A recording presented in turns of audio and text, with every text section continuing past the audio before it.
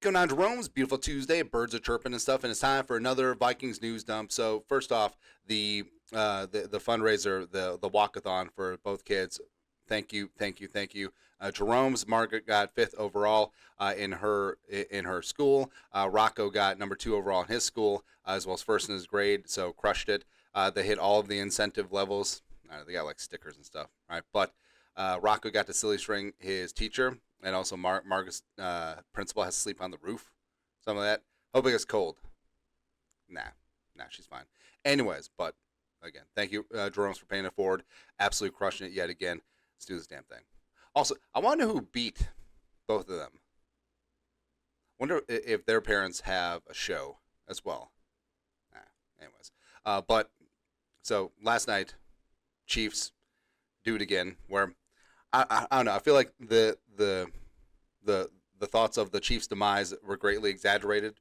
All right, so they take care of Washington, as well as we got one of the all-time greatest graphics.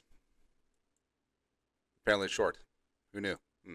Also, the story of the day was Carson Wentz filled in for the Vikings starting quarterback job as J.J. McCarthy was working back from a high ankle sprain, and Wentz, ever since the Browns game, that shoulder has just not been right. All right. Also had that rib injury going into it too, and also it was a tough watch Thursday night against the Chargers, where basically every snap, certainly every drive, Carson Wentz was dealing with that shoulder issue. It just wasn't good, man.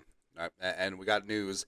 Schefter, Vikings plays Carson Wentz on injured reserve. Wentz will undergo season-ending surgery on his left shoulder. So, with J.J. McCarthy slated to return Week 9 against the Lions, I mean, it's kind of expected. Also, what would happen if J.J. McCarthy wasn't ready? Right? Would it finally be the bro show? Apparently not. I guess we'll see. Rap sheet. Details on Carson Wentz. In the first half of the London game, Wentz suffered a dislocation that tore his labrum and fractured the socket, per the insiders. He gutted out 2.5 more games for the Vikings with a big stabilizing brace, while J.J. McCarthy high ankle recovered. So there's a couple things here. So we've gone through our theory about Brosmer, how Kevin O'Connell didn't want him to show up J.J. McCarthy. It's like 5D chess, right? And with Wentz, so I understand Kevin O'Connell, like his public comments. Well, Carson Wentz is a veteran. We thought that he would give us the best chance to win. I would agree through the Browns game-winning touchdown throw. The Eagles game, he wasn't bad, but also, well, he was a little bad. And the Chargers game, especially the second half, he had no business being on the field. Like, he was clearly injured, as well as he was not contributing to the Vikings' potential winning that football game. And it should have been the bro show because that he could have gave the Vikings some spark, as well as a much-needed experience, which, Kevin Connell, reps about experience over and over and over again, right? But with the whole Wentz thing, I don't understand. I don't understand. Also, the medical staff who let this happen, where, yeah, players play injured all the time, but something so grossly obvious and a spot where he potentially made that shoulder worse on Thursday night. Also, this is the same medical staff that cleared J.J. McCarthy to play the fourth quarter of the Falcons game on a clearly terrible high ankle sprain. So, I don't know, man. This is also the Vikings medical staff that has all these concussions and hamstrings, but yeah. But with Brosmer, we'll see if he ends up being quarterback too the rest of the way. The Vikings probably sign a veteran at some point. Yeah, but with J.J. McCarthy, it just feels like that's the plan. He's the one. Everything's getting it done. And the whole thing about Wentz, just get through the games, do your best, and let's get the kid back on the field. That's kind of what it felt like. Plus, although, J.J. McCarthy, as the emergency third quarterback, that means he was cleared by the medical staff, because he would not, if the medical staff said no, he wouldn't even be allowed to be the third emergency quarterback. But then you have Carson Wentz. Just, I don't know, man. But jokingly, per persuasion, always some truth when you're half joking. Wild stuff. This is from Kevin Seifert.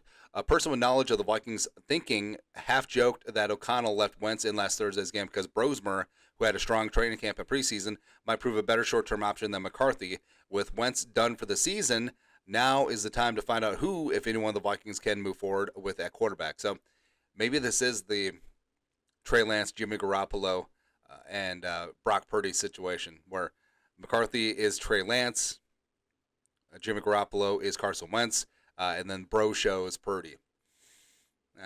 Probably not. But I do think that there is some legitimacy, especially when Brosmer was put in the game, where Carson Wentz was just done, just finito, no mas. And also the fact that Kevin Conn didn't use his timeouts to try and score at the end of the game. I think there might be something there. Yeah. But also, the Vikings are probably going to be looking to add a veteran quarterback. No. Frankly, I'm kind of glad that Cousins was ass, thank you, against the Dolphins. Because otherwise, man, those cheers to bring back Cousins would be loud and proud. Yeah. And with Carson Wentz going on IR, Pelissero, full circle, the Vikings originally signed tight end Ben Sims as an undrafted free agent in 2023. He was waived in final cuts and claimed by the Packers, who kept him on the rooster for over 2 years before waiving him Saturday, trying to get him down in the practice squad. The Vikings picked that off, and he's now been reclaimed by Minnesota. So Ben Sims is going to have some insight on the Packers, the offense, as well as the defensive schemes. So, picking his brain for some intelligence before the Vikings take on the Packers Week 12 up at Lambeau, as well as, is this bad news for Josh Oliver? I think the Dodgers just hit a home run. Yeah, let's go. Shohei Ohtani, my countryman. Yeah. Also, Christian Darrisaw. So him coming back from injury, and also, I hate to second guess the medical staff, but I love and respect what Christian Darrisaw is doing. We're basically 1 year removed from him tearing everything in that left knee. So the fact that he's even on the field is a small miracle. So props to him, man. All right. Alco said left tackle Christian Darrisaw just spoke, said the knee's feeling good. Said he'll see about this week just as it progresses, specifically with how he responds Wednesday. Says he's ahead of schedule. Always felt he came back sooner than was expected. And then Lewis again. Darrisaw, I came back way earlier than anyone had projected for me. I played in more games than I thought I would be at already. So it's just part of the rehab. 12 months is what they told me. Somebody told me. Crushed the rehab process and was able to play week 3. And I think Darrisaw's right in this spot where he is ahead of schedule. And Darrisaw this season, the fact that he's even been on the field is pretty miraculous. You didn't start the year in IR, wasn't on the PUP list in training camp. Missed the first 2 games. But then, those are the 2 games that McCarthy started, and then he got hurt. Removed due to pitch count versus the Browns, or was he feeling something? And then played 2 series versus the Chargers before he pulled himself. So I pulled myself a lot, but with Darrisaw, he's absolutely correct. Like, he's relearning how to use that knee, and you don't want overuse injuries or overcompensation injuries, and the fact that he's even out there, battling with his teammates and fighting for his guys, it's a huge compliment to him. And can you please stay healthy? He's the best left tackle in the game, man. That's right. Speaking of the best defensive tackle on the Vikings, Ryan Fowler, Week 8 total pressures leaders with Monday Night Football on tap. So this includes edge rushers, defensive interiors, linebackers, everyone on defense, man. Jalen Redmond with 9, Will Anderson 8, Barmore 8, Jalix Hunt 7. We don't know who he is. What did he do? Oh yeah, pick 6. Then Myles Garrett was 7. Myles Garrett only got 7 pressures, but 5 sacks. That's pretty damn efficient. But Jalen Redmond just constantly creating havoc. There's a big reason why Hargrave's getting less snaps, because J. Red has just been a monster. I think it should be a priority to take care of him. He's going to be an exclusive rights free agent, so basically the Vikings just control him. They could pay him very low wages, but taking care of your guys, that's a hallmark of this team, and Redmond, getting him cemented here makes a lot of sense. Although if the Vikings become sellers at the deadline, there would be a lot of teams calling about Redmond. I'm not saying that they would or could or should. They should not. But reality, they'll be calling.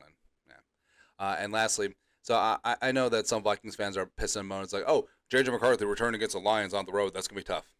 Well, there's no Northwestern states on the schedule, man. And to be the man, you got to beat the man. The Lions allegedly won the division the last couple of years, and the Vikings coming for that crown. J.J. McCarthy up against Aiden Hutchinson, Michigan versus Michigan. Michigan on Wolverine crime. It was like the end of Logan with the Wolverine clone. And McCarthy Never lost a game in the state of Michigan. Like, it's going to be loud and proud, but guess what? He's going to be fully healthy. Hopefully Darrisaw and O'Neal will be there. And guess what? Hey, this team is built to be in the Final Four. This team is built to win Super Bowls, and you're going to have to beat some good teams because guess what? We're a good team too. Just haven't acted like it recently. Yeah.